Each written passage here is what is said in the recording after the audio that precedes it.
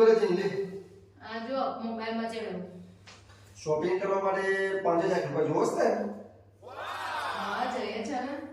આપું પણ એક શરતમાં બોલો ના. મારે 4 પ્રશ્નોના જવાબ સાચા સાચા આપવા પડશે. ડન. ડન ને તો ચાલુ કરો સવાલ. ભારતની રાજધાની દિલ્હી. Very good.